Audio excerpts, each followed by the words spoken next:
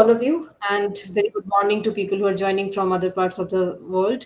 And welcome to the 13th webinar of the Roundtable series, our evidence based action policy roundtables. Today's webinar is titled Governance and Coordination for Strengthening Rural Institutions. Our webinar has invited discussion on the merits and contradictions of delivering development through decentralized local governance systems and how coordination, peace, and partnerships are important for achieving the Sustainable Development Goals. So, specifically, this webinar kind of focuses on the SDG 17 and SDG 16 as well. This webinar will be delivered by two very eminent scholars and practitioner in the field. First, we have Dr. Meuleman, who is the Director of Public Strategy for Sustainable Development, which is PS4SD, and based in Brussels, Belgium. He will be presenting his work on public administration and governance for the SDGs, navigating between change and stability. The panel is also joined by Professor Dr. Jiju P. Alex, who will talk about the public administration and governance for the SDGs. Dr. Alex works with the decentralization at the Kerala State Planning Board. Now, I will be introducing our speakers in detail before I hand over the mic now. And in between, when our Director General joins, I will be requesting him to make a welcome comment. Moving on to the introduction to our first panelist, our first presentation of the day, we have Professor Dr. Meuleman. He is an academic practitioner and trainer on sustainability governance and meta-governance and policy coherence and integration. He is the visiting professor, public governance at KU Leuven University at Belgium, member and currently vice chair of the United Nations Committee of Experts on Public Administration. He is the vice chair of the Scientific Committee of the European Environment Agency and a member of the Global Council for SDG 17 at UN. During his 40 years of public administration experience at subnational, national, European, and UN level, he was, among others, head of the unit rural areas at the former Ministry of Housing, Spatial Planning, and the Environment of the Netherlands. Later, he was director of the Dutch Science Policy Advisory Council, that is RMNO, and from 2011 to 20, he was the policy coordinator at the European Commission. Uh, just one moment. He has a PhD in public administration and an MSc in environmental biology. His latest book is Meta Governance for Sustainability, and as co founder of the think tank Public Strategy for Sustainable Development, he advises, among others, national governments, the European Commission, UN bodies, and the OECD on SDG implementation challenges. So, with that, let me welcome Dr. Meuleman for his time for agreeing to take the session. And I would like to hand over the mic to you for going ahead with your presentation today, which is Governance and Coordination for Strengthening Rural Institutions. Thank you, sir. Thank you very much for these kind words, and good afternoon from Brussels, where it is still early in the morning and far away from lunch. It's an honor to be able to address you in this way in this webinar series. You already got a long introduction about my background, but I would like to say a few more words on that, because background is also context. Next slide, please. Could you try to, yeah, exactly. So, because my background, like it was said by Ruchira, I have a 40 years background in policy making and thinking about that. 10 years was in the Netherlands on environment, groundwater, and soil protection, but it was a subnational level. And then I worked at the national level in the Netherlands, among others, on my favorite topic of rural areas, which was not the favorite topic in the Ministry of Planning, because most people found the urban areas much more important than the rural things. But gradually, I gathered more people, more staff, more resources, and it became more important then. But it was a good period, because I learned a lot about the relations between urban and rural development and institutions. Then I worked 10 years at the European Commission, mainly on horizontal governance issues. Next slide, please. And I would like to give some food for thought, but my central thesis is, I think, that there is no one size fits all solution to the question on, do we need centralized or decentralized decision-making institutions? But for each constellation, the success factor, the real factor is having a well-functioning multi-level governance arrangement that works, that is dynamic, and that ensures good communication and good collaboration. And I will go into that a bit more. And just to illustrate, this is yeah. Please go to the next slide. To illustrate, these are just a few things, and you know them all very well. That there are always arguments to do something in a centralized way. For example, it takes a bit away the NIMBY arguments, not in my backyard arguments, and that's why sometimes you can do things better on the distance. And also the issue of scale. And the local scale, you don't have the resources. Of course, local authorities often then pool their resources, which is a good approach. But on the national or higher scale, it's easier. There are good arguments to decentralize. It's closer to citizens. That creates more ownership and it's better local knowledge. When I was director in the past of this Science Policy Advisory Council to the government in the Netherlands, I think it took us 1 year to convince the ministry in The Hague that they had a wrong approach. They wanted to know how they could decentralize national knowledge to the local level or to the provincial level, because they thought, okay, we want to decentralize, so then we have to decentralize the knowledge. And that was wrong thinking, because the knowledge has to be made for policy making at the level where you take the decisions, because there you know the context, you know the specific knowledge of the local parties. But it took a long time because they had to rethink and had to realize that you cannot just decentralize knowledge. It has to be made where it has to be used. And of course, at the decentral level, you have more tailored solutions to local circumstances. Next slide, please. And yes, okay. And then talking about policy and governance, that is one of my favorite topics.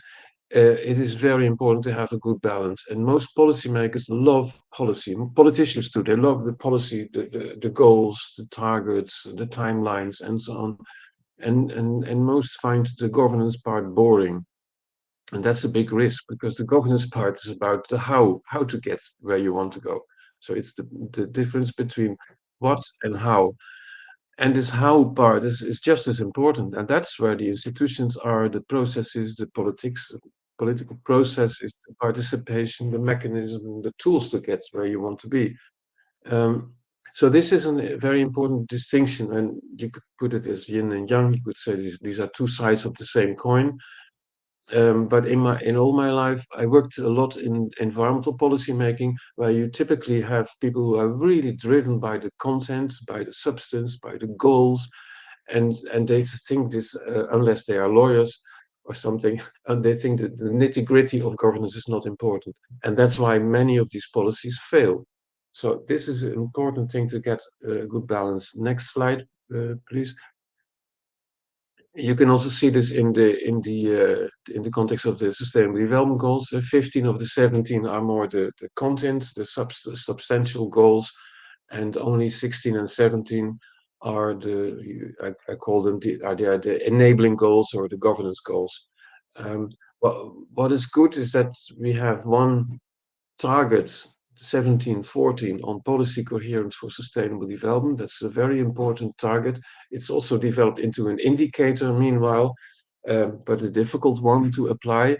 But it has 8 sub-indicators, you could say. And these sub-indicators from 1 to 8, they could almost be a proxy for governance, for sustainable development, because the most important things are there. It's about political commitment and leadership, having a long-term vision, the integration of the different dimensions, policy dimensions, the whole of government coordination, horizontal. If I needed to pick one of these 8 as the proxy of all the proxies, then it would be number 4, horizontal coordination in the government at any level is the key, and then the other things can be developed. But subnational engagement, of course, this is thought from the national level, because the SDGs are considered as something where start implementation at the national level. Stakeholder engagement, um, Policy and financing impacts also financial finances to make the policy coherence better, and monitoring, reporting, and evaluation. So it's always an uphill battle, as you can see. It is a graph, moving graph, but there is a lot in it, and I think we should really pay a lot of attention to the governance dimension and not only on the political dimension. Let's move to the next one. And when we talk about governance as the how and not the what, then you need to distinguish, and you can distinguish three different approaches.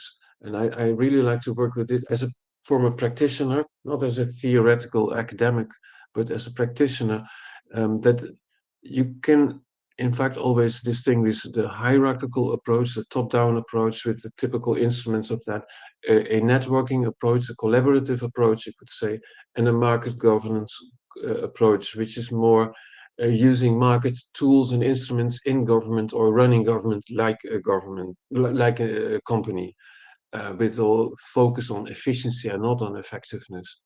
And it's very logical. I mean, this nice picture from illustrating what Maslow once said: if you only have a hammer, every problem looks like a nail.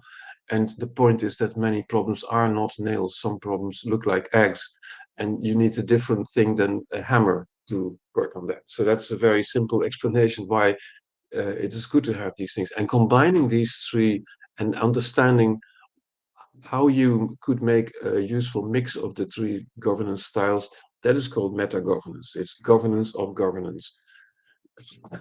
And next slide, please. And that's not so easy because these three styles are, they have a strong internal logic. Each of the three are, like you could say, the planets, or they are different cultures, even. You can think in a hierarchical way, and you can uh, uh, solve all problems in a hierarchical way. It's rational, it's about reliability and stability, all good things, authoritative, and so on. But the network governance believers, people believe in one of these styles often. They believe in partnerships, in collaboration, and co-creation. That's all very good, and trust is very important. And then you have the market approach, market style, also rational. It's very much cost-driven, flexible, competition as a motivation to change things. And so all three are okay and good, but usually in each country there is one style or a mixture of two of the three styles that is most dominant in everything you do at all levels. And although there are differences in the Netherlands, in my home country, people in Amsterdam and in Rotterdam, two cities, they tick in a different way. So they use different ways to solve problems, and politicians take different types of decisions. But still, it's good to distinguish this and use that as a kind of a toolbox. And this you can also apply to multi-level governance. So how is the collaboration between central and decentralized governments? In the next slide, please. Yeah, the two typical approaches of multi-level governance are top-down or bottom-up, you could say. And the top-down style is the links to the hierarchical governance you have at the highest level. For example, and I take the European Commission, Europe as an example. We have an executive in Europe, the European Commission, and together with the European Parliament and the countries, the member states, they take a decision, and then it goes to the national government. They have to implement it. Sometimes they put it in national law, and then they put it to regional, subnational government or local government, and this whole process can take 7 years or something, and that's a long time, and because and that's of course, as you know, the case with every lawmaking takes time, and that means that every law is only working in force at the moment that it's not real, that the things have changed, that the surroundings, the context has changed. So it's always too late, more or less. That's why you can. That's why I'm coming from this culture in the Netherlands, which is a typical network culture, horizontal, not so very hierarchical culture. And I always find it difficult to believe how you can believe that you can solve every problem with the law, because laws are always too late. But laws are important. Okay, and then the other style is the subsidiarity principle, which is usually used to say that you have to solve the problem at the lowest level of administration that can handle a problem. And so you start looking at the local government. Can you do that? Then the other subnational governments, then the national, and some things you have to solve at the European level. And in Europe, this is always a discussion and sometimes also a little bit a game. The European Commission, of course, always wants to do more centrally, and the member states wants to do things at the national level. So a few years ago, the European Commission was a bit annoyed about the president of the European Commission was a bit annoyed about this mechanism and. Where the European Commission is always gets the blame from the member states. So he suggested that the European members, the 27 member states, should decide for themselves if there is a change in the summertime or winter time, the change of time we do in many countries to save daylight saving time or something like that. And then, of course, yeah, and the countries said, yes, yes, we want to decide this ourselves, not European level. This is typically we can do something, and then it turned out that all countries wanted to have the same time switch moment as their neighboring countries, and they couldn't agree. And then after about half year of discussion, they said, European Commission, can you please take this back and take a European solution? So that's a bit a game that's always happening. But still, if you have this principle of subsidiarity, it means that you believe, and that's also logical, that a lot of innovation happens at the local level, at the subnational level. That's very innovative, um, and but it can take a long time before such innovations at the subnational level can be scaled up to a national or supranational level. So that's also so. But what we have is the two classical ways are both slow in a way, and but they are good and function and slow, and that's why. And if you can give one more click on this on this PowerPoint slide, Lucia, yes, thank you.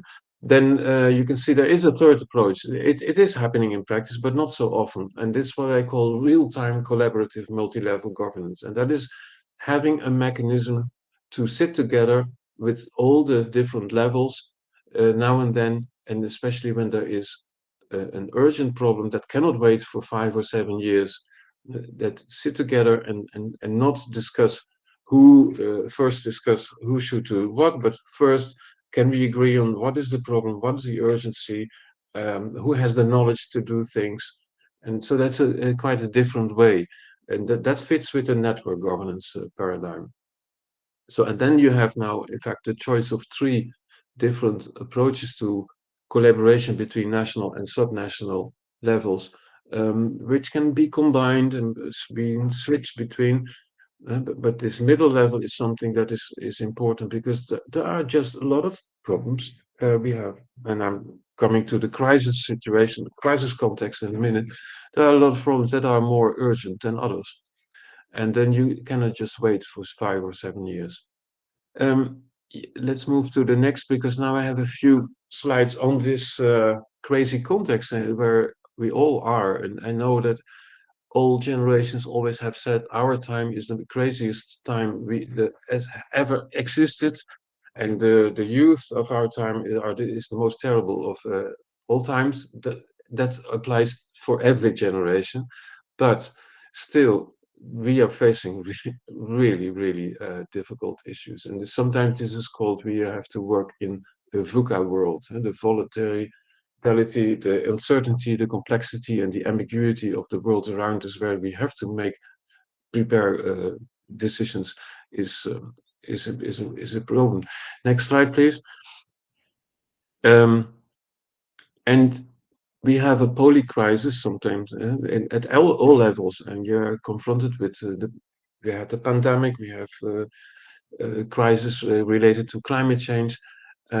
And that means that crisis governance is important. And what I see in Europe, but in other countries also, is that governments have moved to crisis management, to crisis governance as the most important thing.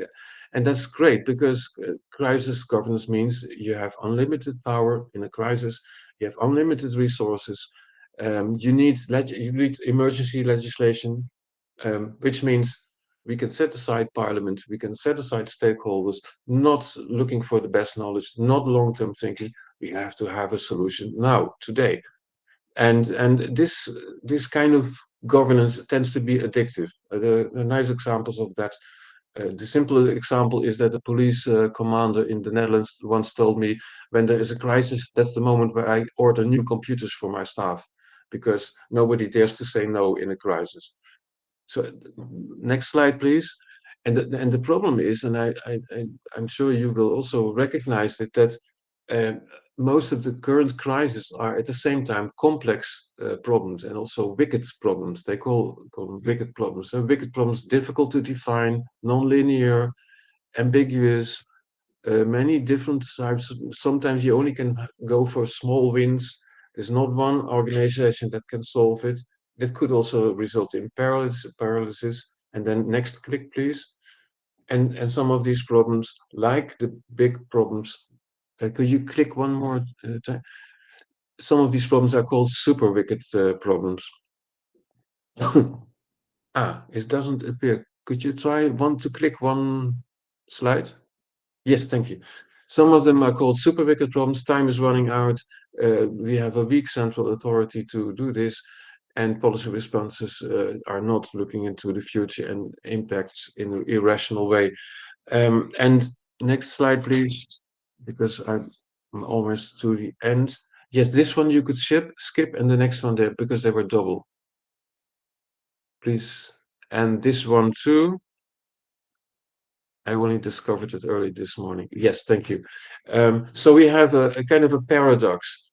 To address the poly crisis, or the perma crisis even, at the same time, we need fast governance, the crisis management. We have to do things now, hierarchical tools, laws, and we have to do it in a slow way because addressing wicked problems is not a fast thing. So we have to do, and the economic psychologist Kahneman, Nobel Prize winner, wrote his famous book, Thinking Fast and Slow. And that's what we need to do in governance at the moment. What could we do about that? Raise awareness of the paradox. And the paradox is a seemingly contradictory situation. So it is solvable in a way. Maybe you need some training, you need bold political decisions. In the European Union, the Green Deal and the green transition and digital transition is still very, very high on the highest on the political agenda, although we have had this crisis, but they are now linked to the crisis recovery guidance. Next slide. Yes, very quickly.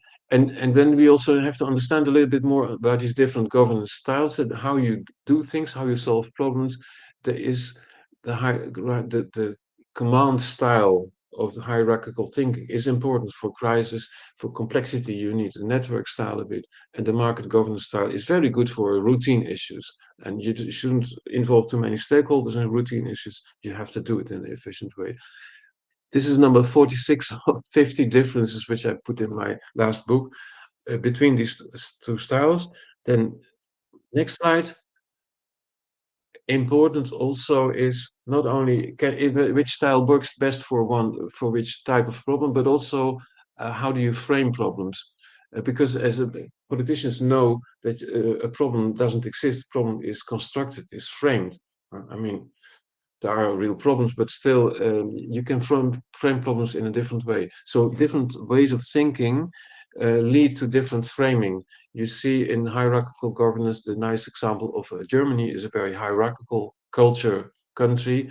So they think that this is complete chaos when you see the four paper clips. In my culture, it's almost perfect order.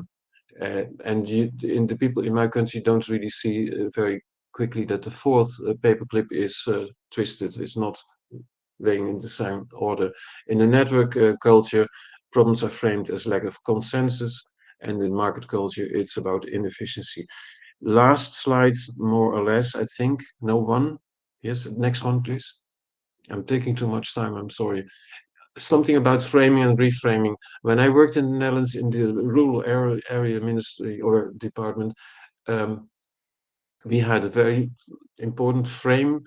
Protecting rural areas begins with making cities compact. So we prevented cities to take more land to, and we did this with not with the argument to protect the rural areas, but with the argument that if you have compact cities, it's better to you can have better public transport. And all kind of facilities are easier to finance and to organize. An important thing that also happened in those days in the 1990s was about water governance. Uh, we had a switch then in the Netherlands from fighting against water and building ever higher dikes against flooding to giving the water more room and to working with water. And this is still the important principle of dealing with water and with floods in the Netherlands. You cannot just build the dikes sky high. Last slide. Indeed, this was based on the article for which I was asked to speak. That was 2 years ago. In this article, where I said there are like at that moment four big issues that need to be worked on. The first is making public administration and governance a strategic policy area. That's usually not the case. It is considered as something it's almost like human resources, public administration quality or governance quality. Thinking about that is not a policy, but it should be a policy area. It is politically very important not only to think about the what, but also about the how. Secondly, and we need reforms that have a purpose. Many government reforms are only aimed at more efficiency, but that's not should not be the purpose. And that's why it's good to have the sustainable development goals. And so reforms in these times should be focused on that, I think. Mission-oriented public administration reform. The third is understand this concept of three different governance styles with personal and whatever governance, governmental and organizational preferences, but understand that you can mix and that you sometimes can shift and sometimes not.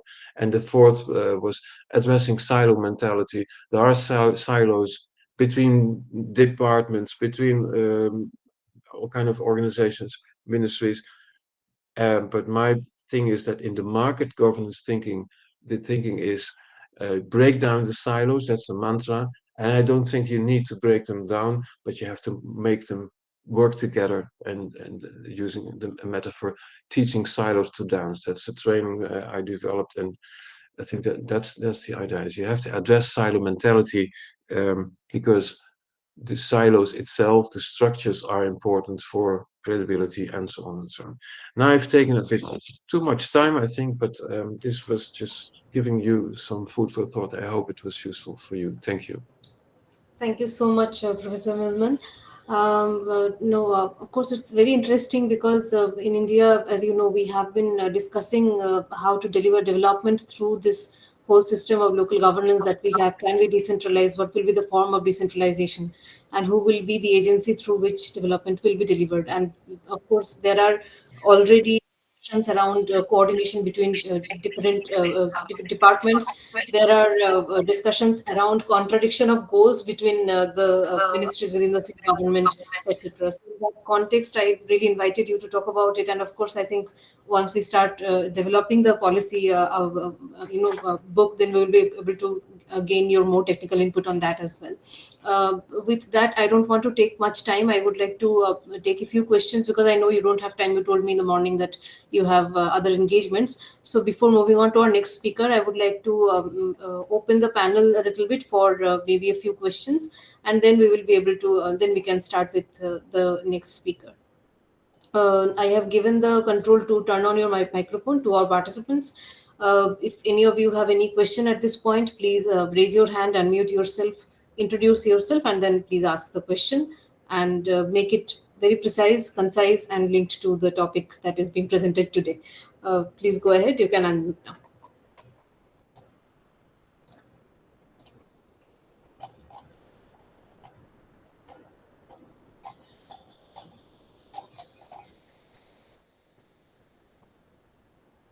Any Yes, I see. questions are good, huh? There are no stupid questions. There are only stupid answers, and I'm the one who's giving the stupid answers, I suppose. Right. I see the first hand raised from Mr. Dinesh. Please unmute yourself. Dinesh Kumar Maurya, please unmute yourself. Yes, good afternoon, ma'am. Yes, ma'am. Just I want to know, ma'am, our representatives, Mr. Sachin, कि how will we properly monitor all the policy to be improvement of the your organizations? Then how will our aware the proper in community basis? Your voice is a little disturbed. Can you reframe the question, Mr. Maurya? Yes, yes, ma'am. Ma'am, just I want to know about this. In that policy is proposed from your organization with you and your team. How will we uh, aware the community in the primary levels? Right. Okay. So I think he's asking that if the policy is centrally designed and it's not decentralized, and how will the community be aware and we know and connect to the policy that is centrally designed? So that's the issue. Yes, yes, ma'am. Yes, ma'am. Well, that's a good question. Uh, yeah, but yeah, it depends a little bit in how in different policy fields the way how it is communicated between the national and the subnational level can be different. So there's a certain culture. I know in like in infrastructure thinking, infrastructure ministry, it's quite a rational culture normally. Quite open-minded because people think like engineers. In the medical world, I don't know that so much. Um, but in general, I would say that it is, and that what I did when I worked at the national level, of course, in a small country, the Netherlands, but when I worked in the national at the national level um, on a new policy or a new project, I always started with mapping the different stakeholders, not only the societal, the business and NGOs, but also the decentralized governments. What did I think they had to bring? What is their stake, their interest in this issue, and do we have a communication with that? And if in this map, which we then draw on a flip over chart, and if there were stakeholders, for example, the Association of Local Authorities, where we said, "Hey, we don't really know what they think about this topic." Then we invited them, and then we went for them, and and then when we in the map we draw the farmers organization as an actor important for us. Then at a certain moment we said, hey, but they are very conservative. They don't want change. But we discovered there is probably also a young farmers association. So then we went for the young farmers association. So this is what at the central level should happen, that you really make a good map of who is involved and who could be part of solving the problem. Not who is responsible or who's in charge. That's less important. That's later. First, who can bring something and who has something at stake. At the same time, you could do this at the local level because I know of a great project that was a complete failure in the Netherlands, which was done at the local level because the local project manager didn't realize that things were happening outside the scope of his project that influenced the project, and that there was a political component where some of the parties went to The Hague, to the parliament, and to the government to say, hey, what's happening here locally is not okay, we don't agree. So his whole project was failed, not because he didn't realize that there is always something outside the project. So this was a long start of an answer to a good question. Excellent. Thank you so much, Professor Milman. I think Dinesh ji also has liked the answer I interpret from the emoji that he just sent me. Moving on to our next question, Mr. Ampa Kumar Hembram. Kindly unmute yourself and ask. And after that, we will have only one more question and move on to the next speaker. Good afternoon, sir. I'm from Government General Degree College, Saloni, which is in West Bengal. Sound is not so From great. Your voice is highly Jamshedpur, disturbed. Jharkhand. Right. I am from Is it my possible to put the my question in home the is chat box? Jamshedpur, Jharkhand. Yeah, we get it. Hello, Right, we can my hear you. You are from Jamshedpur, Jharkhand. Please go ahead. okay. Ma'am, sir, in Jharkhand, I where my village is a fifth schedule area. In fifth schedule area is a local government governance. We called Majhi system or Santal. I am Santal. Belong from Santal community in fifth schedule area. You say your presentation multi-level governance, top to down and down to top. Mhm. So I ask you to. I saw my area. There are Majhi system or rural governance or the local leaders. They are not aware to this type of system or this type of governance system. And 73rd Amendment of Constitution in India, we have a very 29 subject are इन ग्राम सभा मतलब मैं थोड़ा हिंदी में बोलता हूं madam कि ग्राम सभा में 29 सब्जेक्ट को काम करने के लिए अधिकार दिया गया है लेकिन उन्हें पता ही नहीं है तो नेशनल लेवल में तो ये सब बात होते हैं लेकिन ग्राउंड लेवल में इसका काम एकदम जीरो लेवल पे है तो उसको हम लोग किस तरह से काम करेंगे Right. Let me translate the question to our speaker. He is basically pointing out the contradiction between our central, the 73rd Amendment to our Constitution, which kind of enables this local governance in these areas. And the area that he's talking about is a sixth schedule area, means it's a tribal area, remote area, and they go by these panchayats and local governance system. Fifth And schedule area madam the 29 subject areas that he's talking about, the government has basically identified 29 areas of development for, in different, linking to different sustainable development goals. And the local governance body is supposed to take it up in collaboration with. But he is saying that the actual agency that is there, the agency of governance, they themselves are not aware of their rights or the kind of entitlements that they do have, which they can mobilize to bring development to that area. And therefore they think that there's a disconnect between what the government plans centrally and then Yeah. how the communities Yeah. actually receive it, or how much they are really empowered to carry on and actually deliver it. So Mhm. saying what can be the model which we can then talk about to bring this disconnect closer, like how can we empower the communities Yeah. to actually use the provision in place. So Mhm. Thank you. Again, a very important question. But there is then clearly a governance gap, you could say, a governance gap, because in the design of this approach with the 29 developing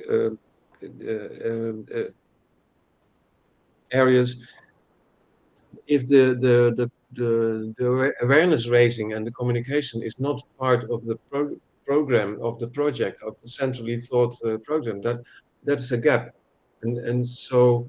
Um, and then okay, and if this gap and of this lack of awareness of what can be done locally and how it should be done, if that could be, you could ask the central government to repair this problem, to change that, to invest in awareness raising, but that could maybe take a long time, and maybe you can also start from more like the bottom up to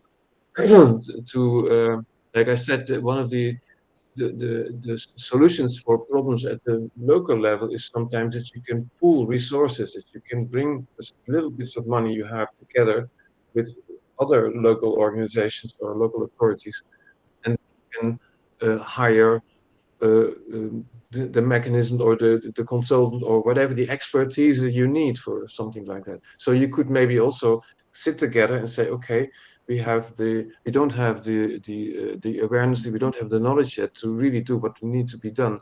So let's see where we can find the knowledge and take our own responsibility from the bottom up. If I mean, and I don't know this situation in reality, of course, so I cannot really judge anything, but sometimes you can do a little bit more than that. And this is also typically, and then I stop, a situation maybe where the famous mutual gains approach to negotiation could play a role. It's also sometimes called the Harvard negotiation method. Where you really sit together with people with different interests and see if you can find win-win solutions or packages. And that's again a whole world apart. But that for such kind of conflicts, it could be a good approach, maybe. Right. No, it's a very context-specific question because he belongs to a very special area with different kind of governance structure, and of course, I mean there is a coordination issue, and there are other mechanisms through which you can all find solutions to local problems. But his question was specific to the agency of governance that is there, how they can be more empowered to. And so there is a contradiction in India between the bureaucratic system, which is supposed to empower local governance, and the local governance system itself, which is supposed to be empowered on its own. So how do the two bodies kind of work together? And that's a question that we have to continuously ask ourselves and answer.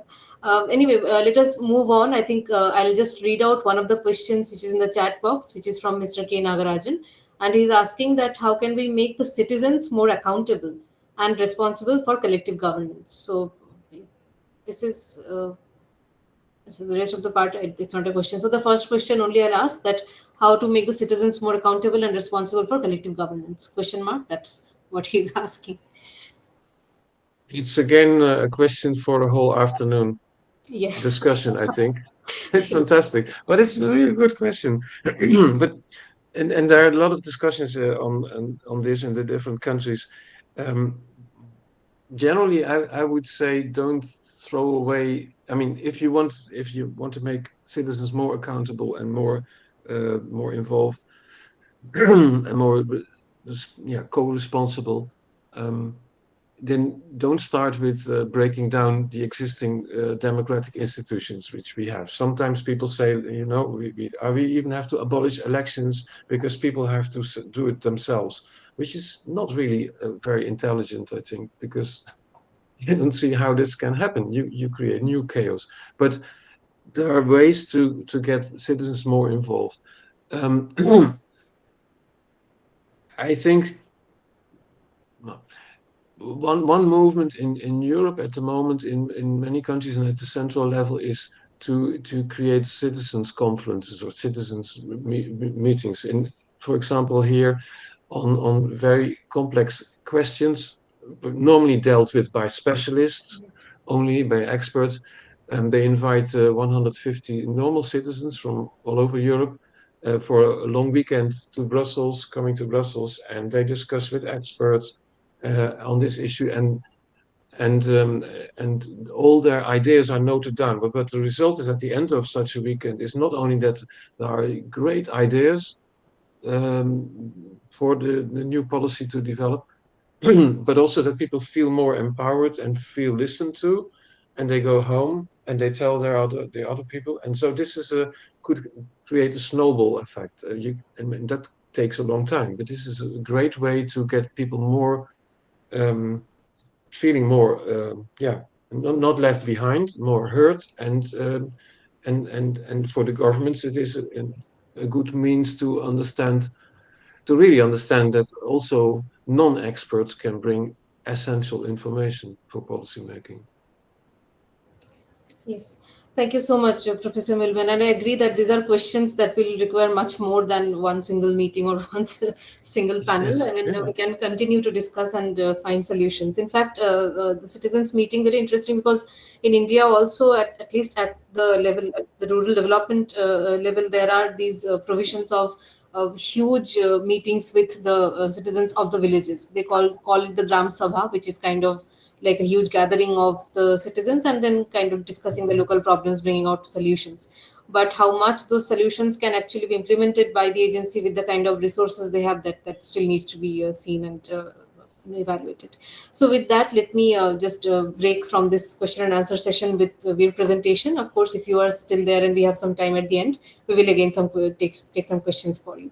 I would now Okay. like to and I will again like to thank you for your time and agreeing to take the session, and we will definitely be in touch with some more work when we develop the Yes, artificial I and will need to move out soon. I'm very sorry, but I will stay another 20 minutes, I hope. yes, yes. To Thank you listen at so much. least to the And next we will one. get back to you when we talk about the next level, and we would like to work with you on while developing the RD policy, etc. So at the time again, I'll be writing to you to take your inputs. So thank you so much. Now let me move on to our next panelist. He has been waiting patiently for some time, and I would like to now invite him, Professor Jiju P. Alex. So am I audible? Yes, yes, very much. Yes. Let me quickly introduce Professor Alex to all of you. Some of you really know him for a long time. I don't really need to give him an introduction, but for the benefit of the larger community, let me introduce Professor Jiju P. Alex is the member of Kerala State Planning Board. He is a graduate from the Kerala Agricultural University and he got his PhD from the Indian Agricultural Research Institute in Delhi. He started his career as a scientist at the Indian Council of Agricultural Research Service, and then moved on to Kerala Agricultural University. He also served the Information Kerala Mission as the head of its Human Resource Development Division. Professor Alex has a vast experience in agriculture and rural development, democratic decentralization, technology, society interference, innovative management, entrepreneurship development, human resource development, and e-governance. He was instrumental in designing the training methodology of the e-governance programs of local self-government institutions. He has led several research projects, guided PhD students, and published widely in the areas of his expertise. Professor Alex is a member of Board of Management of the Kerala Bank. He has also served as member of the academic policy level committees of many academic institutions at the country. At the State Planning Board, he is dealing with decentralization, housing, and art and culture. Welcome, Professor Alex, and thank you for your time. Without wasting much time, I would like to hand over the mic to you, and you can take your presentation from there. Thank you so much. Thank you, Dr. Ruchira, for the nice words, and also good afternoon to everyone. In fact, I have been very keenly listening to Professor Louis Meuleman, who has worked extensively on governance and also the strategies by which we would be able to accomplish these sustainable development goals, and his international experiences that has given much more insights into the problems which we discuss today. In fact, I would like to try a few of the concepts that he has presented during his presentation and to try to relate this with the Indian experience. How do we do this? And also would briefly mention on the very unique way of decentralized planning that has been implemented in the state of Kerala following the provisions of the 73rd and 74th Amendment of the Constitution. In fact, I don't have a presentation because I thought I had talked to Ruchira and she said it would be for 20 minutes or so. I thought I would speak to you rather than wasting time. Maybe if some technical issues happen in between, that would be a constraint. So I thought I would not go for a PowerPoint presentation. So in fact, we know that the world over, there is a search for effective institutional frameworks to manage and assist rural development, and also to address many of the existing as well as emerging challenges of our times.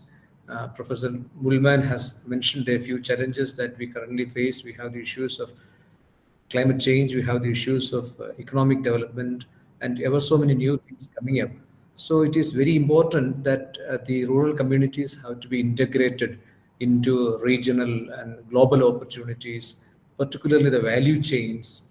And also we have to invite and enhance public and private investment in the productive sector and make the rural areas more self-sufficient. And we have to address the issue of global food security. We have to address the issue of rural poverty. And also there are greater issues of regional inequality. I have heard from among the audience, a person from Jharkhand has been pointing out the issues that he faces there. So likewise, we have to address several issues, and rural institutions are going to be very instrumental in proactively addressing many of these issues. So in fact, we have to, other than what I have listed, we have to address the issues of resilience, and also we have to address the problems of climate change and other contingent situations, particularly the poor communities in the rural sector are going through. So it is in this context we have to think about how do we strengthen the governance of rural development process as well as rural institution. So it is in this process we have to guarantee that these interventions ensure positive impacts, and we provide new opportunities for the rural communities. And also we have to establish various methods by which we can improve local economies, and we have to aim at the well-being of the rural societies. So when compared to maybe Europe or the North America, the rural setting in India is absolutely different, and we are still to evolve mechanisms so that we can address many of the issues which I have listed right now. So it is in this context I am trying to share a few of my thoughts with you. Maybe, as I told you earlier, in connection with what we have envisaged as part of the decentralized framework in India, and also in connection with what the state of Kerala has attempted to do by making use of the provisions of the 73rd and 74th Amendment.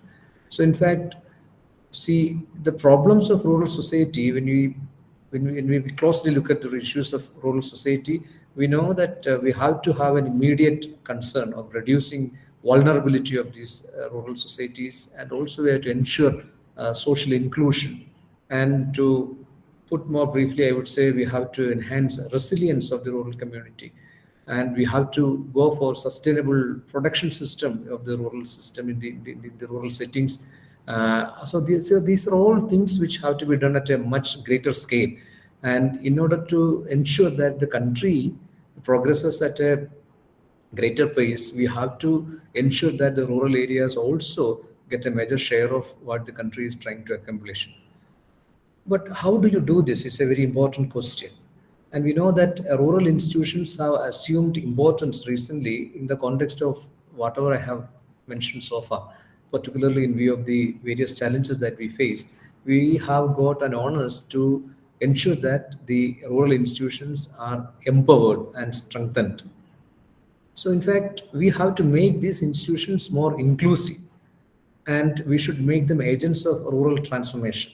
So, how do you make these rural institutions more inclusive, and how do you gear up these institutions so that they propagate the process of rural transformation? So how do we do this is an important policy, a question which have to be addressed. Basically, it is a question with the political dimensions, it's a question with the technology dimensions, it's a question with the several policy dimensions. So, in fact, innovative rural institutions have emerged in the rural economies, basically to address various development issues, particularly since the 1990s, since India uh, has chosen the path of liberalization. We have known that there had been several new attempts to ensure that the rural communities are taken care of. Whether that has been effective or not is a question to be answered. There is something which has to be explored further, but still, we can see there has been a huge transition in respect of the structure of rural institutions and also the functions of rural institutions. So we know that the innovative rural institutions, in fact, have emerged as a result of the various emerging requirements, particularly, say, for example, the receding roles of the public sector. This has been a major issue. The public sector has largely tried to withdraw from many of the rural development programs, and allocations have subsided, particularly in response to many of the conditionalities that have been laid down in the aftermath of globalization. And also there had to be a necessity to integrate the rural communities with the regional, national, and international markets, because as Professor Meuleman said, this market oriented governance has been propagated, and that has been mainstreamed. They have tried to mainstream this, and this has necessarily prompted us to adopt a few new measures by which these rural communities are integrated into the with the global market, etc. So basically, we have responded to the changes that have happened around us. And recently, rural institutions have started addressing varied issues, and not only the one which I have listed earlier. We have varied issues and have been proved to be very effective in enhancing several things. Say, for example, the rural institutions have been proved to be effective in enhancing access to management of natural resources, which is a very important thing. See, access to water, access to various other natural resources, access to water bodies, access to the fisheries resources, access to forest. So several rural institutions have emerged to address these issues. And see, for example, another important thing is it has enhanced access to inputs and output markets. So whether you have access to inputs and output markets, there has been a improvement over a period of time particularly the performance of rural institutions to make this happen, or to ensure access to output and input markets had substantially increased. And improving access to information and knowledge, that is a very important thing. You can see several experiments done in Tamil Nadu, in Kerala, in many parts of North India, where several institutions have been able to provide information, particularly relevant information, to enhance livelihood security of people. So that has been a great accomplishment. And also, they have mostly engaged with the rural communities and small producers. And the rural institutions have tried to engage these small producers and also the rural communities in the process of policy making. So their voices have been noticed, and they have been made to hear. They have to express their concerns. So these are also certain contributions by the rural institutions in India. So, for example, there are several other examples as well. I would tell you a few examples. See, the market associations and cooperatives at the rural sector have been able to help the rural sector negotiate better prices for their produce and access markets. And also, there has been institutions which could facilitate dialogue among smallholder producers, artisan communities, governments, and stakeholders from the private sector. And also, as I told, these rural institutions ensure that rural voices are heard, and proper policies are complementary, and they are comprehensive, and they are well placed and well designed, so that the diverse needs of the rural communities could be heard. In fact, this has been made possible to a large extent by rural institutions. I wanted to emphasize again, underline the significance of rural institutions in this context and in this setting.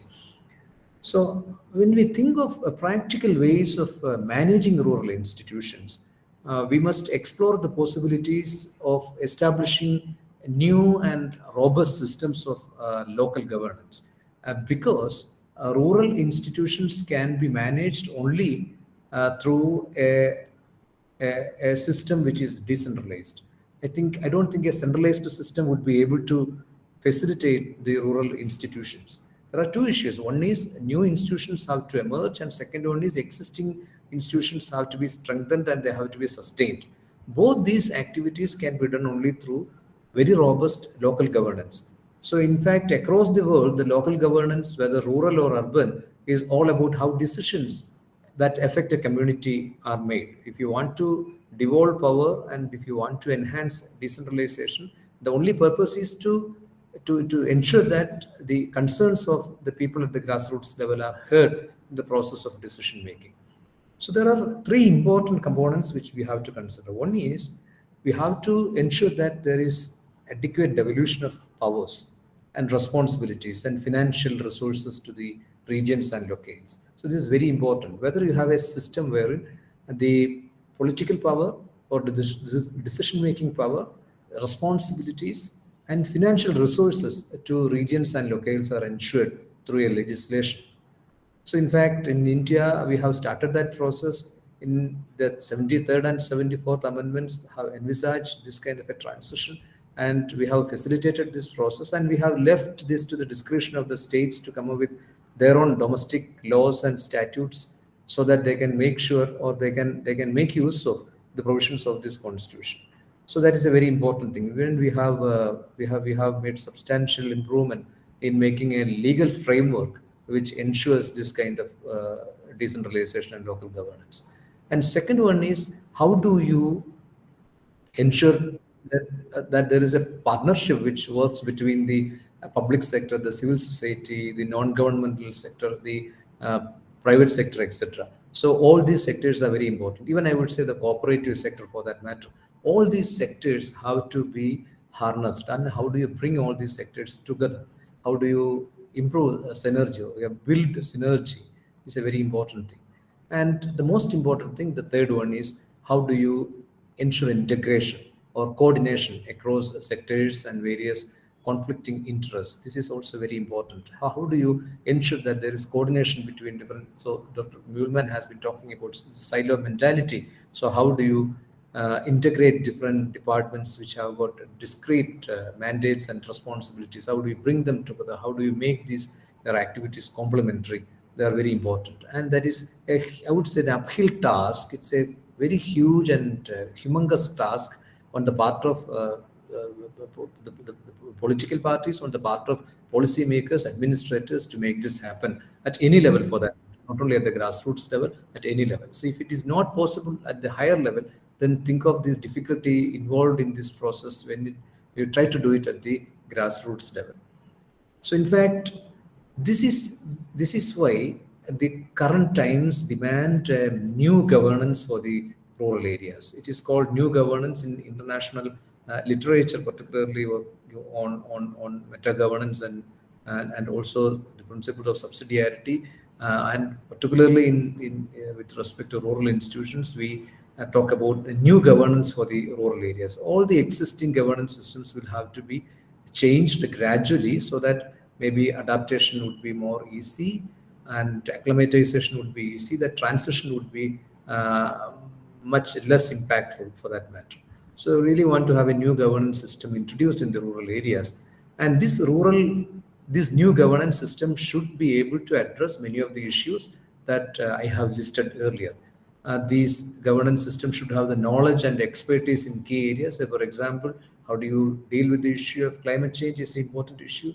How do you deal with the problem of integration with the national market or international market is an important issue. How do you deal with epidemics is an important issue. How do you deal with natural disasters is an important issue. How do you deal with the natural resource management is an important issue. There are ever so many other issues which are coming up, particularly nowadays. Maybe there are emerging issues about which this system should have knowledge. And the second one is that these systems, this governance system, should be trusted by the public. And how do you ensure that these systems are trusted by the public? You can do it only by making sure that the people who are going to be the stakeholders, who are going to be the beneficiaries, are made a part of this process. They have to be made a part of this process. And this would certainly enhance the trust by the public. And also, very important is that this new governance system should be more responsive. Responsive in the sense it should be able to respond to the requirement of the people. So unless it is responsive, unless it is quick in action, unless it is quick in responding to the requirements of the people, these governance systems would prove to be ineffective, and the people's trust would certainly fade away. So this is also very important. And most importantly, it has to be sufficiently representative. That's a very important thing. See, the power equations or the power relations that exist in a rural area in many parts of India are not very congenial. So the power equations that exist in a rural area should not be detrimental to the process that we have put forward. That is this decentralization or new governance program that we have put forward. It should not be affecting adversity.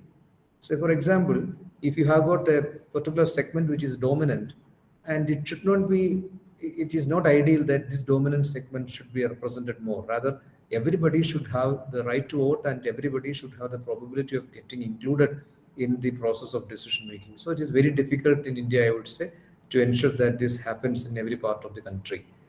So, and one thing which we have to bear in mind in this context is, see, you are talking about economic development and local governance, and the robustness of local governance, the efficiency of local governance is an important factor in ensuring economic success. So it is a prerequisite that if you really want to progress forward, and if you really want to bring the fruits of development onto the grassroots level, there has to be a robust local governance, and there should be robust rural institutions. So this is the importance of rural institutions and local governance. And I think we may now try to find out, how do you make this basically happen? How do you enhance the effectiveness of local governance? So basically, local governance involve fiscal and decision-making autonomy of local public institutions. And we call them as, maybe in India, we call them as, say, for example, Grama Panchayat. We have a 3-tier system in some places. In some places, there are only 2-tier systems. We have the block panchayat, we have the district panchayat, we have the urban and local governments, and with varying responsibilities. So if you go by the 73rd and 74th Amendment, you can see that all these local bodies, in whatever tier they belong to, they have got specific responsibilities. They have got specific domains in which they can work. They have got specific jurisdictions. And how do you improvise the provisions in the 73rd and 74th Amendment is yet another important issue which has to be addressed very, very boldly, I would say. So basically, these amendments envision empowerment of the local governments through devolution of fiscal and administrative powers. And only a few states have attempted comprehensive administrative reforms for empowering local governments. And in those places where these local governments have been empowered enough to undertake many of the developmental functions, we have seen tremendous change. And we have been able to witness there is a resurgence or even emergence of very robust and healthy rural institutions. There has been a substantial improvement in poverty reduction. There has been substantial improvement in public education. There has been substantial improvement in rural development, in health, and ever so many other sectors of development. There has been substantial improvement. So devolution of powers, devolution of financial as well as political decision-making power, and along with maybe establishment or provision to establish rural institutions. So this has been a very important factor which has decided or which has influenced the process of development in many of the rural areas in India. So I would just one by one we will just try to find out how these innovations in rural governance emboldened with the provisions of constitutional amendments work. So I am taking the example of Kerala right now because 25 years back, when or soon after the 73rd and 74th constitution amendments were made effective by the parliament, so the Kerala government came up with an idea of making use of the provisions of the amendments and tried to make its own domestic law, the Kerala Panchayati Raj Act, which tried to improvise many of the provisions.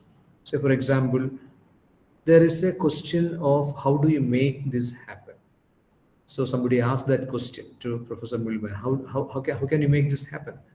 See, there has to be a strong political will which is grounded on various social transformation movements that have happened over a period of time. There has to be some kind of a readiness to do this kind of change, to bring out this kind of change. And Kerala has been fortunate enough to have all these prerequisites. So in that state, they came up with the idea of instituting a new process of decentralization wherein people would be getting adequate opportunity to to express their requirements and concerns, and a process by which these concerns could be translated into development projects. So, in fact, the first thing that was done in Kerala was to transfer a few vital development departments in the productive sector. So, for example, agriculture, animal husbandry, fisheries, health, and service sector, health, education, etc., to the local governments with a dual hierarchy, so that the departments would be having its hierarchy fixed with the concerned department, and the functions would be guided by the local governments. And also, secondly, it was followed by earmarking a definite percentage of the state plan funds for implementing local development plans. So, unless you have money, it is not going to be possible. And third is that a new process was put in place. So, for example, there is a provision for Grama Sabha. Professor Dr. Rujira also mentioned about Grama Sabha. So, what is happening in a Grama Sabha? Basically, the citizens come together and they express their requirements. So, they express their concerns. So, is there any mechanism by which this Grama Sabha deliberations are consolidated and they are translated into development projects? So, if you have a proposal like that, if you have a program to do that, that would be quite easy for you to understand the varied issues of a rural area, so that it is directly expressed by the people. So a new system for presenting the requirements and aspirations of the people, the citizen forum called Grama Sabha was instituted, and there were working groups led by the professionals of the transferred institution, officers of the transferred institution, to projectize many of the requirements expressed in the Grama Sabha. So, and also there were we decided to have different avenues for mutual consultation with higher tier local governments and among various stakeholders, and ultimately approval of these project proposals by a technically competent body at the block level and the district level, and an ultimate approval, final approval by the district planning committee, which is again a constitutional authority, a constitutional body which has got immense power to decide upon what should be the course of developmental action in a district. So the district planning committee was also empowered with this kind of jurisdiction and this kind of responsibilities. So basically, this was the basic framework with which decentralization was made possible. So in fact, now we will just try to find out whether this framework has been effective in fostering rural institutions or not. The first and foremost thing is that a new set of rural institutions were formulated as part of this process. Say, for example, there is something called a working group. A working group is a group which would sit together to projectize or to translate the requirements which have been raised in the Gram Sabha into projects. So it is a body where the local people would be represented, officials would be represented, politicians would be represented. Say, for example, in education, if there is a working group working on education, it would be able to reflect on various requirements. Say, for example, they want to enhance the learning situation, they want to enhance the standard of teaching, they want to have a new infrastructure facility added on to an existing rural school. All these things are possible. So they can come up with a definite proposal or a project to get money from the local body. And this project would be ultimately approved by a higher technical body at the block level, and it will be ultimately approved by district planning committee. And based on that, that would be given for implementation. So this framework of decentralized planning, this framework of facilitating rural development in a decentralized manner has been able to evolve new rural institutions, and it has strengthened many of the existing rural institutions. So in fact, this experiment in Kerala teaches us several intervention points. It emphasizes, it underlines several intervention points which can be emulated in other parts of the country as well. See, the experience of decentralized planning and implementation through this framework provides us with a few important lessons on governance of rural institutions and creative ways of coordination of different agencies, how to get rid of this silo mentality. So there are certain provisions which addresses this issue of silo mentality or departmentalism, which can integrate many of the activities of different departments to make their activities more complementary and comprehensive. So the first and foremost thing is that governance systems and structures could be reoriented in such a way that there is an issue at the rural area, maybe at the panchayat, and that issue has to be addressed within a span of 1 year or 2 years or 3 years, for which funds have to be earmarked, for which there has to be a strategy, for which technology will have to be applied, for which organizations will have to be formed, for which implementation has to be monitored. So all these processes are required. So an officer who is in charge of this particular sector will be responsible for doing this, and he will be duly assisted by the panchayat. He will be duly assisted by representatives of people. Maybe other departments can also be brought on board to have consultations with this officer, so that there would be some kind of an integration at the grassroots level. So that is one important thing. There has to be a reorientation in the outlook of departments, and it has been made mandatory. Unless you make it mandatory and functional, this would not happen. See, it cannot be brought out and can be made possible just by preaching to them that this is important. You can preach any number of times, and it is not going to be followed unless they have a platform to do this. So this platform will have to be established. This platform will have to be created to elicit their activity, to make sure that they do it properly. So second important lesson is mainstreaming the method of people's participation and stakeholder consultation. So how can you really make this happen? How can you really make people participate in that process? So for example, Gramasabha is an entry point where people's naive concerns would be expressed.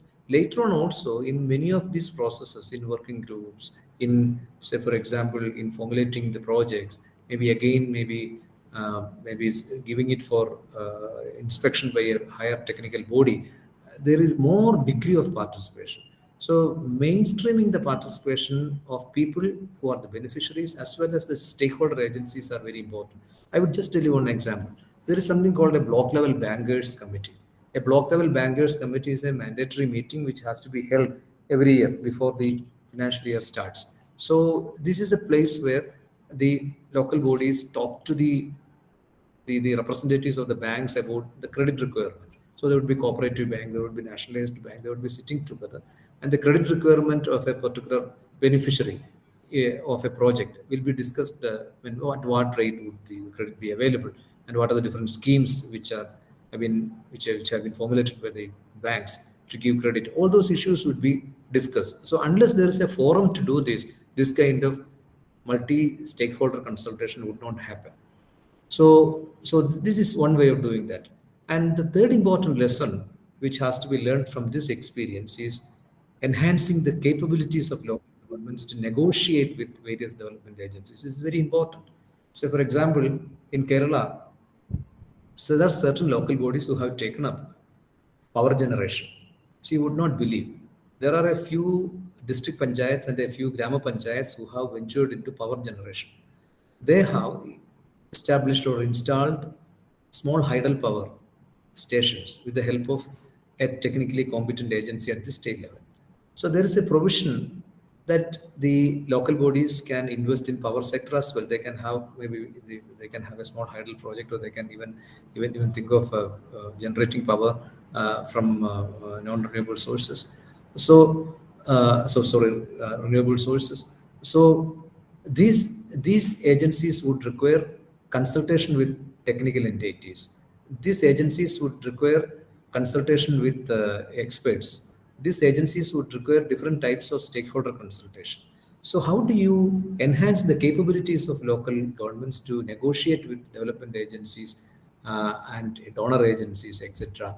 Various stakeholders is a very important thing. So basically, this is a very important thing which we have to address. How to enhance the capabilities of local bodies to address many of the issues? I know very well that in Kerala, we have earmarked almost about 27% of the total plan funds to the local bodies. Local bodies are so rich, not only rich on their own resources, but rich in terms of the money that they get from the government as well. But we know very well that in many other parts of the country, they have not been given this kind of fiscal responsibility and this financial freedom. So they are not able to undertake many of these activities. But even with the very little money that they have at their disposal, they would be able to come up with innovative programs. For example, it could be a campaign to maybe to for cleaning the premises. It could be for a health campaign. It could be on a nutrition issue. It could be something else. I mean, it can be anything for that matter. But there has to be a capability on the part of the local bodies to negotiate with experts and other agencies who are going to come to them. So this is a very important aspect. And see, in fact, if you really want to do this, there have to be extensive program to empower this local government institution. First and foremost, we have to have a system, we have to have processes, we have to have a political will to devolve more money and institutions to the local governments. And also, we should be knowing how to make use of the rural institutions and how to manage them. This managerial capability is also very important. So now, I think maybe in the light of whatever we have discussed so far, I would just summarize what are the different interventions that would be required to foster rural institutions and also to enhance the robustness of governance and coordination to encourage and to sustain rural institutions. And first and foremost, what I feel is that there has to be extensive awareness programs supported by deliberate attempts to improve the literacy of people on various major development fronts. Say, for example, we are not talking about mere literacy, we are talking about financial literacy, we are talking about digital literacy, we are talking about sanitation literacy, legal literacy, constitution literacy. So you should be aware of the rights and privileges provided by the Constitution of India, which is the legendary Constitution of India. And say, for example, do you have the literacy to make use of water? Do you have literacy on disaster management? So all these important things are very important, because it is based on this awareness that these rural institutions could emerge and sustain. And rural institutions primarily have the responsibility of creating this awareness, and the robustness of these institutions would again would again depend on the general awareness of the people. So the local governments and local leadership should be aware of all these upcoming issues and developmental agenda and various emerging problems that we face. And second important thing is that there has to be proactive public action. This is basically, it need not be civic action alone, it can be political action as well. So there has to be proactive public action. I think this is a very important decisive factor in ensuring efficacy of democratic decentralization and associated processes. Very important, because becoming aware of the support systems at the disposal of the people and how they respond proactively to development needs is very important. So unless there is a proactive, say for example, the government declares a particular program, a scheme, development scheme. So do you have any mechanism to ensure that people know about this? Really, whether people do they know about this, whether they have the awareness that we are eligible to get this, we have the privilege and we have the right to get this. So this is a very important thing. So we are only slowly coming towards that kind of an general public awareness which empowers the people.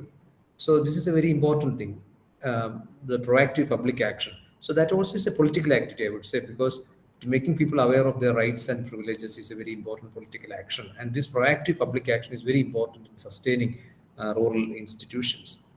So integration of activities of various agencies working towards this same direction and goals is also very important. So you have several agencies, several programs working towards the same direction. And how do you integrate the activities of this? So it requires tremendous planning. So for example, you have a watershed program. And how do you make use of the provisions of the Mahatma Gandhi National Rural Employment Guarantee Program? In that massive watershed program is something which has to be technically resolved, something which requires, I would say, extensive consultation among people, something which requires technical know-how. So unless you have the substratum and the forum to discuss these issues technically as well as politically as well as at the policy level, then things would not happen. So rural development basically is multidimensional, and it requires multiple functions to be performed by different agencies. But these several functions which are complementary and they are beneficial to each other, but they are not known to many. So how do you bring on board all these agencies together is a very important thing. So there has to be democratic fora as well as functional platforms so that these agencies can be brought on board. So for example, I would tell you one recent thing that we have done in Kerala. In that, the state planning board is responsible for providing the guidelines for the functioning of local governments, and we have ensured, or we have made it mandatory, that all the development departments will have to present before the panchayat council the details of various centrally sponsored schemes and state sponsored schemes. And also, they have to present a strategy as to how to integrate these programs with the programs of the Grama Panchayat. So, for example, you have the MGNRGS program. And how do you really want to integrate this with a program of the Grama Panchayat? Or you have a state-sponsored program called, say, vegetable production, or maybe a sanitation program. So how do you integrate this with the requirement of the local body?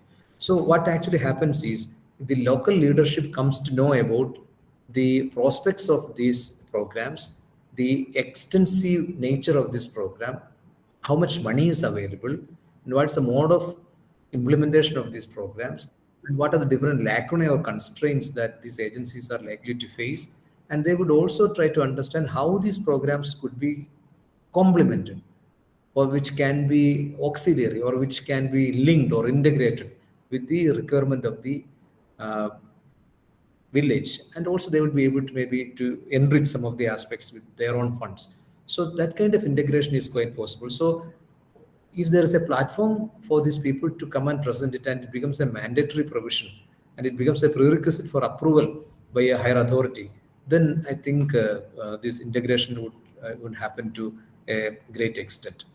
So there are also, I would say, mention briefly about new institutions which have come up as part of this process. We have the, so across the country, we have the producer organizations, which are new institutions which are trying to address the issue of less productivity and integration with the global market, etc. So they have become all the more all pervasive. I think across the country, we have the farmer producer organizations and other producers organization, which is a very vital rural institution for that matter.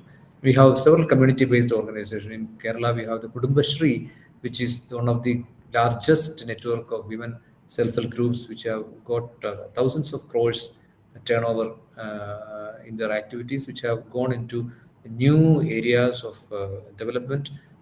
We have got even technoparks, right from technoparks to hotel chains. Kudumbashri is involved in several activities. So they are all new institutions that have come up as part of decentralization. And decentralization is paying back by sustaining these institutions through various means. So this is a one-to-one relationship which these institutions and the governance have got. So this is very important. How do you establish this one-to-one relationship? New institutions are created, and these new institutions are maintained by the very process of democratic decentralization.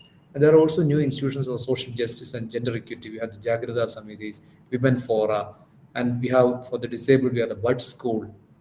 Bud School is an innovation to take care of the disabled, a lot of the disabled sections of the society. And also we have geriatric care centers, palliative care centers, etc., etc. All these institutions have been newly formed, and these institutions have been greatly of great help to the state in dealing with, say, for example, the COVID situation, the epidemic, and also during the floods that we had recently experienced. So all these institutions at the rural sector, all these institutions, which are maybe, I would not say they are all highly empowered, they are only partly empowered. Some are in the initial stages of its origin, somehow already gathered some momentum. So there are different varying degrees of development. But the network of all these institutions have been quite useful in dealing with many of the contingent situations the state had to face.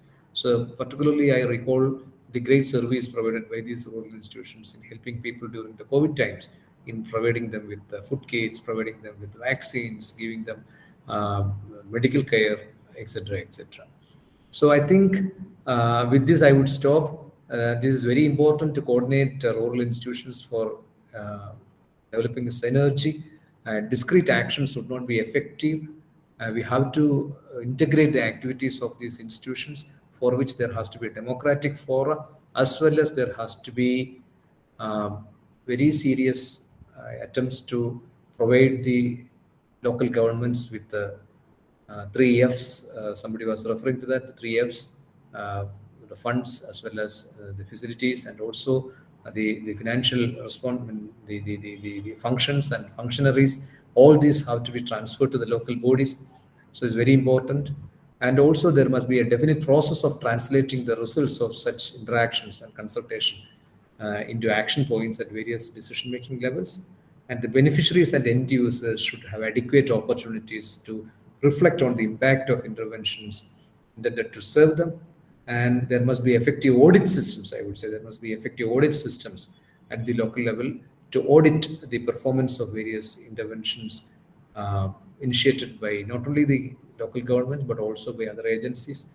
And also, and most importantly, again, I would emphasize, all the local government institutions and local institutions have to be trained adequately to handle with emerging issues. Particularly, they should have the technical know-how how to deal with the problems of problems posed by the Sustainable Development Goals, integrating them with the markets, and how do you integrate the value chain management?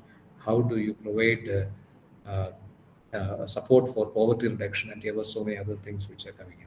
So this is all what I have to reflect on the significance of local governments, and how do local governments empower rural institutions, and what kind of coordination is required to strengthen rural institutions. I am very much thankful to the organizers of this seminar for inviting me and giving me this opportunity to talk to you. In fact, it's unfortunate that I could not give a PowerPoint presentation, because I thought that it is going It's to happen. perfectly fine, Professor Alex. I think we will write down. I mean, after every webinar, of course, we note down and report it in our.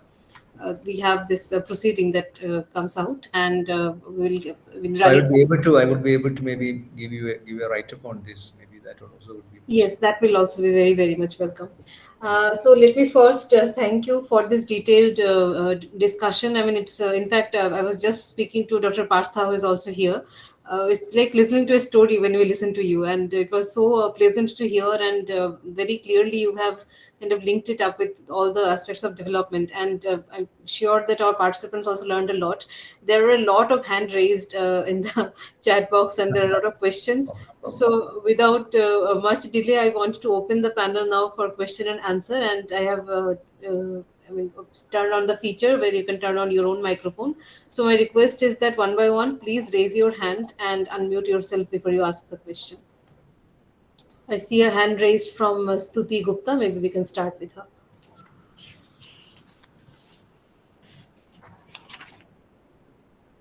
Ms. Stuti Gupta. Mr. Prabhakar Singh, can you unmute and ask?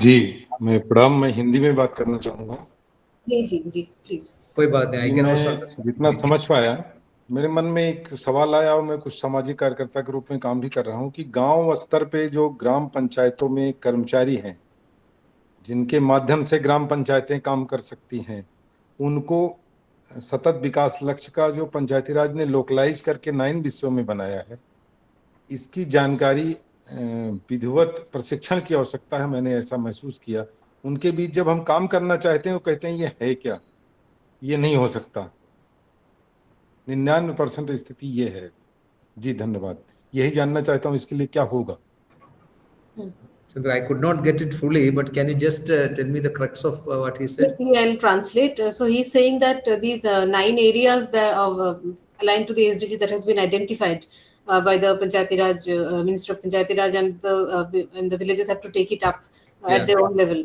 But when they are trying to actually go to the field and trying to take up the work with in consultation with the local agencies or local governance, they understand that there is basically no awareness around these 9 areas, and most of the cases the response is that this cannot happen and we don't know what you're talking about. So in that case, so when there is zero awareness at the level, how do you even take up the work and start? I mean, how do you even talk about achievement when there is no awareness to begin with? So how he's saying that there's probably a training or an awareness needed, and that's what he feels, and he wants your comment on that. So in fact, that is one reason why I emphasized on public action and creating awareness. That is very important. It's Yes. not just mere political awareness or political leniency to one party or so. Rather, it should be something which is beyond that. So you should be able to understand what are your rights. You should be aware of what are your privileges and also the entitlements that you have from the government. So in fact, the evolution of these 9 sectors, as reported by him, 9 areas which have to be addressed by the local bodies. So if the local bodies are not even aware of that, then what is the fun of maybe going to such people? So that is one reason why I told there has to be a superstructure, particularly promulgated by the government to have these systems built up. So unless you have that administrative framework in which the systems can be built up, there is no point in talking about institutions. This is what happens in Africa and other places, where many of I do not know properly, but still I think many of the donor agencies who are working with the African continent, etc. They come up and say that there are no government systems at all, no systems in the public sector at all. So it is in such circumstances these donor agencies have to be depended on. Say, for example, a donor agency from an international agency come out to that place and start doing something, or a non-government organization start something, and leave those efforts unfinished, and then they leave the place. And once they leave the place, and that systems would deteriorate, nothing would be there remaining. So it is not a question of doing something for the sake of people. Rather, it is a question of having sustainable systems on hand, and that can happen. I firmly believe that can happen only in the public sector. So unless the government does something to put in place proper structures or the substratum, I would say, then these institutions cannot grow at all. Then it would be directly led to the vagaries of the market. So the market forces would be having their say. And what happens is that would lead to more inequality and more, I would say, inegalitarian distribution of resources and so many other things, which is going to be detrimental to the rural areas in the long run. And that would certainly enhance migration to the urban areas as well. So I think these are all very fundamental things. I don't have a definite answer. Unless you have the systems instituted by the government, it is not going to be addressed. Let me invite Professor Anida Brandon. I see her hand raised. Professor Brandon, please unmute yourself and ask your question.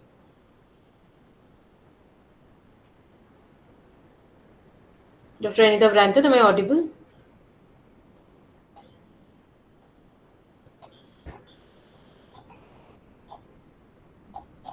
Yes, can you hear me now? Yes, yes, please. Yes. Thank you. So it was a very interesting expose by Professor Alex and very enlightening. I would like to share my concerns, Professor Alex, and what do you want to respond to these? While in the country we have been speaking of decentralization ever since now we are into 30 years completed of 73rd Constitutional Amendment. We speak decentralization, but increasingly there is a tendency to centralize everything. For example, every ministry, beginning with rural development, Panchayati Raj, every other ministry has their dashboard-driven style of management these days, where all Gram Sabha proceedings, the Gram Panchayat development plans, all have to be showcased on their portals, on their dashboards.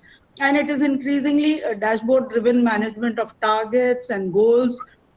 We have a separate portal for localizing SDGs, separate portal for Gram Sabha proceedings and video recording, GPDP, etc., etc. On the other hand, when we look at the Central Finance Commission fund flow or the State Finance Commission fund flow, they are all tied up with their own guidelines.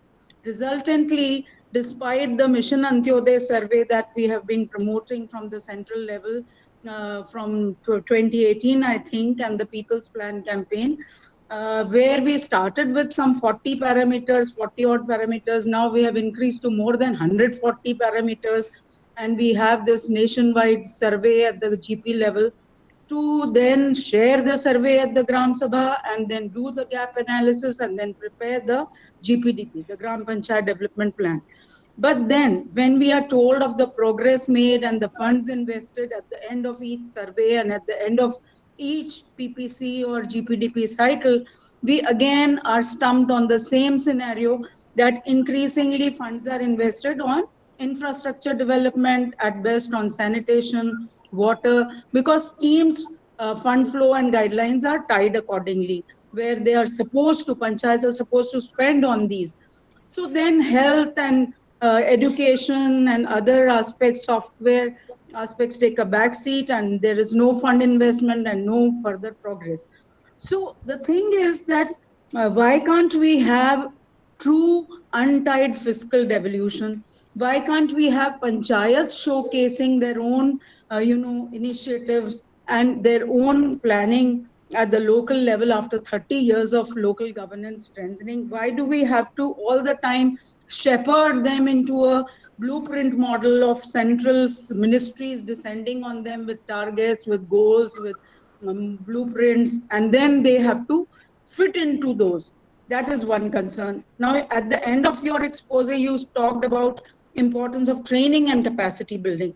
And I was alarmed to read recently, and a parliamentary committee also took the Ministry of Panchayati Raj took up on was shaken on this, that out of 28 states in the country, 19 states have been denied the capacity building funds under RGSA in the current financial year. Now, if fund flow doesn't happen in a streamlined manner, in a time-bound manner, how will training and capacity building be strengthened? How will funds be invested judiciously for holistic development and focusing more on health, like you talked of water literacy, digital literacy, disaster management, health literacy, and so on. So panchayats to be weird to focus more on human development than on infrastructure development will happen only when we allow them that leverage to really take local decisions on priorities felt locally.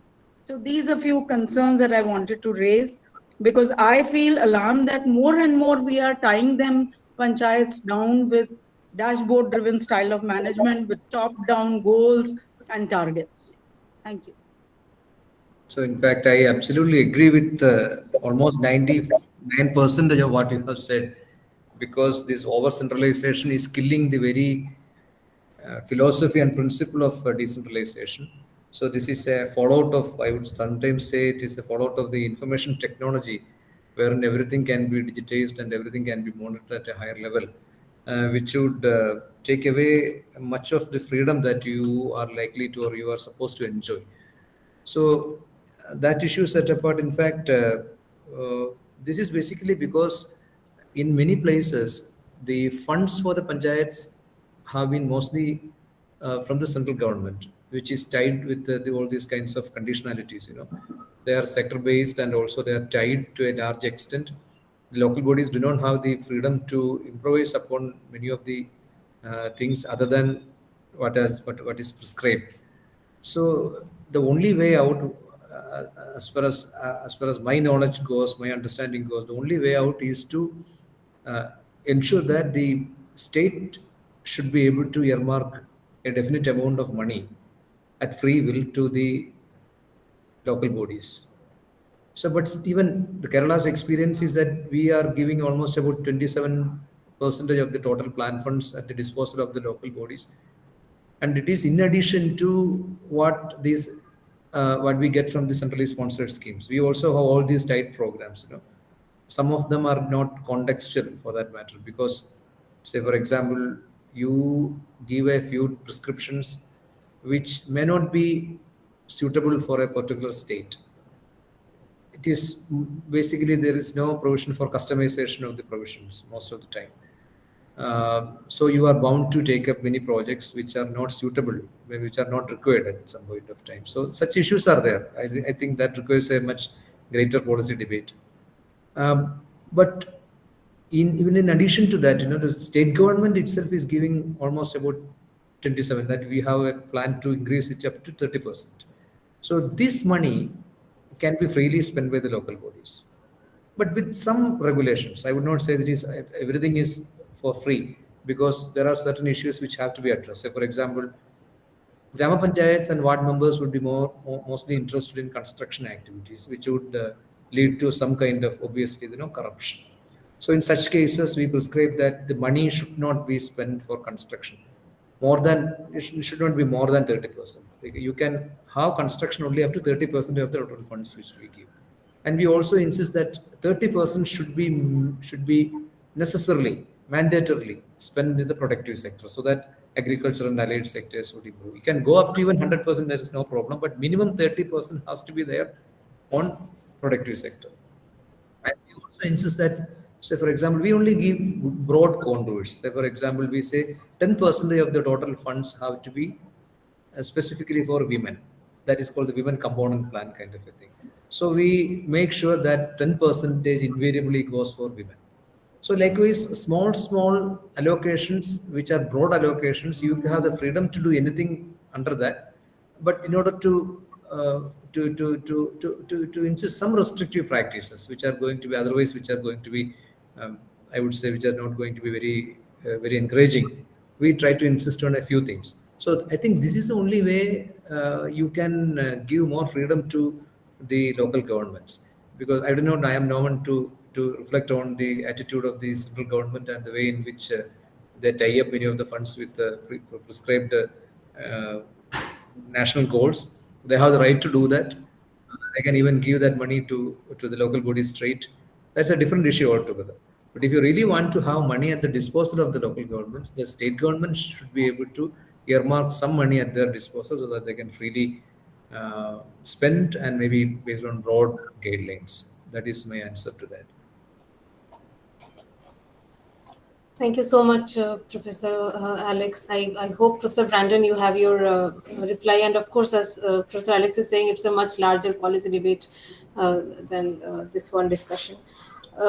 I see there is another hand raised by Shri Ampa Kumar Hembram. I will request you to unmute and ask your question. And this is the last question I'm afraid because we have taken a lot of time and there are a few more comments in the chat box. I'll read out after your question. Jawahar sir, मैं Ampa Kumar Hembram, assistant professor, department of Santali, government college Salboni, जो वेस्ट बंगाल मेदिनीपुर में है। और तभी मैंने बताया था मैं जमशेदपुर से हूँ। एक्चुअली मैं आपने जो कहा लोकल गवर्नेंस, एक्चुअली मैं लिटरेचर फील्ड से हूँ, लेकिन रूरल डेवलपमेंट के लिए कुछ काम भी करता हूँ। गांव-गांव में घूम के अवेयरनेस प्रोग्राम करता हूँ। तो मैं जितने भी गांव में गया हूँ उसके वीडियो में यूट्यूब में शेयर भी किया हूँ। लोकल में आपने जो कहा अवेयरनेस की एकदम बहुत ही मतलब लो लेवल, उनको पता ही नहीं है ई ग्राम स्वराज क्या है, वहाँ आपके फंड कैसे मतलब आपका जो स्कीम पास हुआ है क्या, वो भी नहीं पता। जीपीडीपी कैसे बनता है उनको कुछ पता ही नहीं है। जो भी काम होता है लोकल, जो आपने कहा पॉलिटिकल लीडर या पॉलिटिकल इन्फ्लुएंस जो लोग होते हैं उनके द्वारा होते हैं। तो मैं आपसे एक सवाल पूछना चाहता हूँ कि क्या ऐसा सेंट्रली या स्टेट ऐसा कोई इंस्टीट्यूशन या काउंसिल है जिससे हम लोग अवेयरनेस का काम करा सके? क्योंकि मैं खुद चाहता हूं कि मुझे उनका सपोर्ट मिले, ताकि मैं तो अपने जिस दिन मेरा छुट्टी रहता है उस दिन मैं काम करता हूं, तो वैसा मुझे अगर सपोर्ट मिल जाए तो लोकल लेवल में इसका अवेयरनेस का काम किया जा सकता है। तो क्या ऐसा कोई काउंसिल या इंस्टीट्यूशन है? Okay. See, one thing is that this awareness cannot be generated all of a sudden overnight. That is why I emphasize the issue of public action.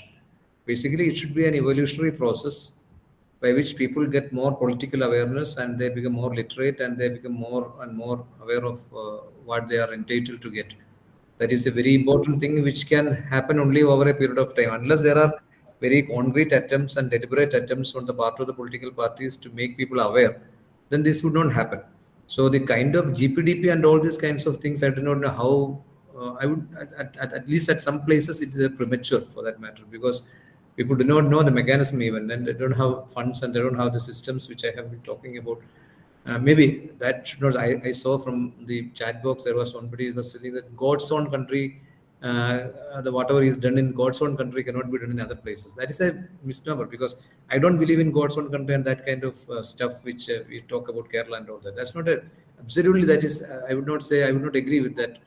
Basically, it's a question of whether how the state has tried to put in place certain systems, and that has been an evolutionary process. That was the end point, or maybe that was at some point of time we have been able to make this happen through various social transformation initiatives which have happened much earlier, and the soil was ripe enough to sow the seeds of decentralization. But how to make the soil ripe enough see to sow the seeds of this kind of rural innovations or whatever innovations that you talk about is a very important thing. So how far these people would take and how far these states would take and how much time is going to take for this is a different question altogether. So that is one thing. And second one is regarding the institution which he has been talking about. Maybe I would say I think NIPR itself is an institution which can provide awareness, and we have the state level institutions as well. And also there is a gap in that, maybe to provide a large scale awareness building program across the country to functionaries, to people's representatives, to local politicians, to activists, etc., on decentralization, rural development, and how rural institutions can fare in this context. I think these are all very important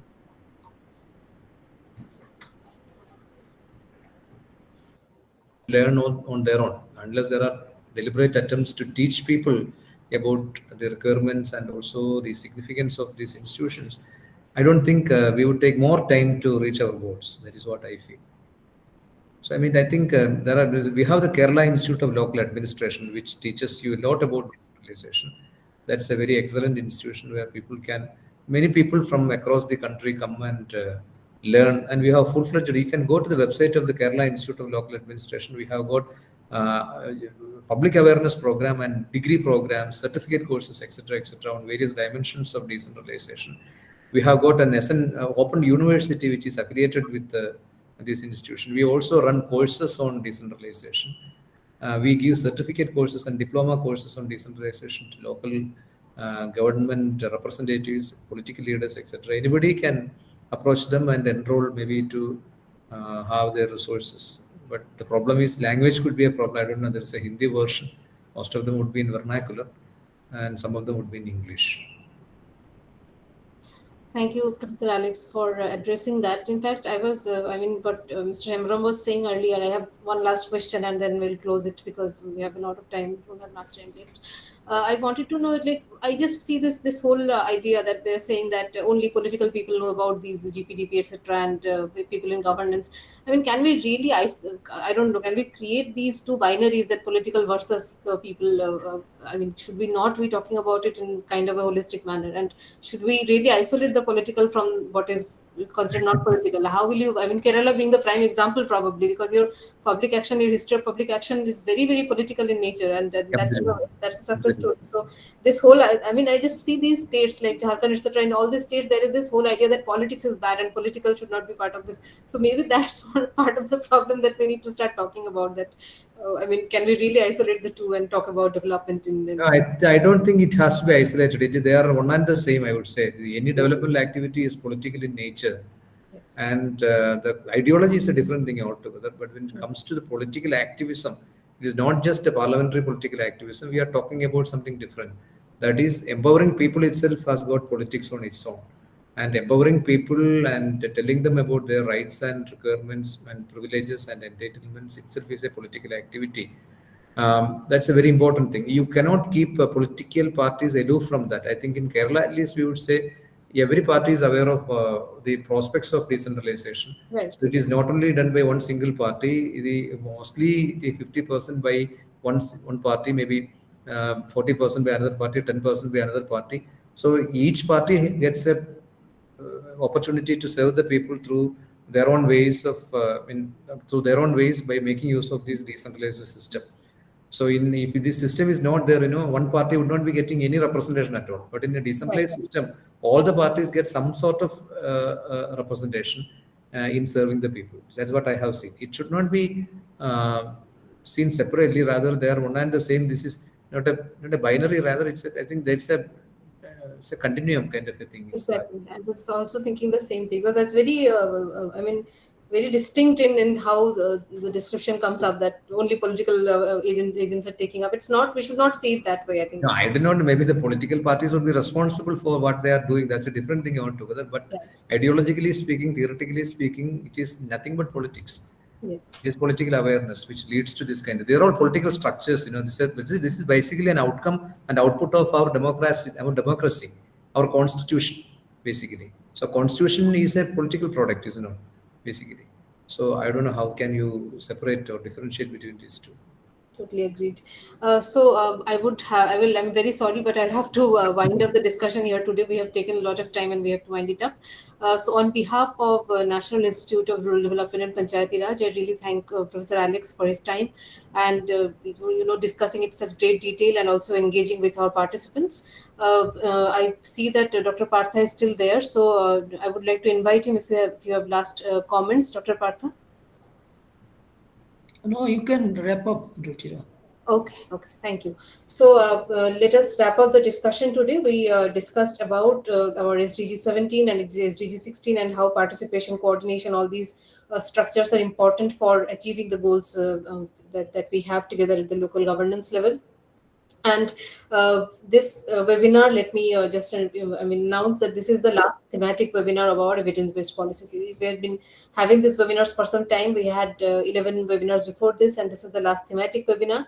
After that, we are going to wind it up in a concluding webinar. The 14th webinar will be the last concluding webinar of the series. And based on this series, we want to bring out a handbook of rural development policy, at which level I will reach out to all our speakers and all our panelists and other experts who have engaged with us regularly and take your inputs while developing this outcome. So on behalf of our participants in NRDPR, I again thank Professor Alex for his time. I thank all my participants for engaging with us for so long and always being here with us and engaging with such active enthusiasm. And I thank Professor Brandon also for bringing out the other dimension of this discussion so beautifully. And we will meet you in the last session, the last webinar, sometime March or sometime in April. I'll be announcing the date shortly. And with that, thank you very much. A very good afternoon to you, and see you in the next webinar. Thank you. Thank you, everyone. Thank you, Ruchira. Thank you. Thank you.